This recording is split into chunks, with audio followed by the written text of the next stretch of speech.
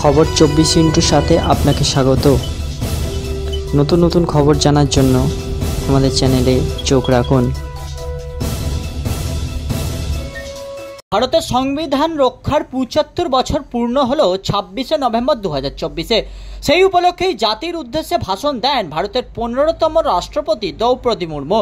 প্রধানমন্ত্রী নরেন্দ্র মোদী, সরকার পক্ষের একাধিক নেতা থেকে লোকসভার বিরোধী দলনেতাও সফলভাবে গণতন্ত্র রক্ষার 75তম বর্ষ পূরণের উদযাপনের এই দিনে উপস্থিত ছিলেন। সেন্ট্রাল হলে রাষ্ট্রপতির ভাষণে এই দিনে উঠে আসে সংবিধান তৈরির কথা। তিনি বলেন, এই সংবিধান সাংঘাতিক মেধা এবং 3 বছরের অক্লান্ত পরিশ্রমের ফসল। স্বাধীনতা সংগ্রামের ফল এই সংবিধান। সেই অতুলনীয় আন্দোলনের আদর্শকেও সংবিধানে বিশেষ গুরুত্ব এবং স্থান দেওয়া হয়েছে। সংবিধানের প্রস্তাবনাতেও সেই ভাবধারাকে সুস্পষ্ট রূপে সংক্ষিপ্তভাবে ব্যক্ত করা হয়েছে।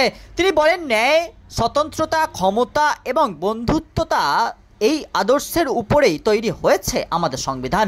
সংবিধানের প্রত্যেকটি গুণ একে অপরের পরিপূরক। রাষ্ট্রপতির ভাষণে স্বাধীনতার পর থেকে আর্থিক উন্নয়নের জন্য জিএসটির ভূমিকার কথাও শোনা যায়। তিনি বলেন, স্বাধীনতার পর থেকে দেশের আর্থিক উন্নয়নের স্বার্থে সবচেয়ে বড় পদক্ষেপ হলো জিএসটি। সমাজকে এগিয়ে নিয়ে যেতে হলে নারীর ক্ষমতায়ন জরুরি বলেও জানান তিনি। রাষ্ট্রপতি মুর্মু আরও বলেন, ভারতীয় ন্যায় সংহিতা, ভারতীয় নাগরিক সুরক্ষা সংহিতা ও ভারতীয় সাক্ষ্য অধিনিয়মকে কার্যকর করে সাংসদরা আধুনিক চিন্তাভাবনার পরিচয় দিয়েছে। গরিব জনজাতির উন্নতির জন্য গত কয়েক বছরে অনেক কাজ করেছে বলেও জানান রাষ্ট্রপতি। তিনি বলেন, গত কয়েক বছরে পিছিয়ে পড়া জাতির উন্নয়নের জন্য বিপুল কাজ করেছে সরকার। এখন গরিব মানুষ পাকা বাড়ি পাচ্ছেন, জল, বিদ্যুৎ, সড়কের মতো সাধারণ সুযোগের সুবিধাও উপভোগ করছেন, খাদ্য সুরক্ষা এবং চিকিৎসাও মিলছে।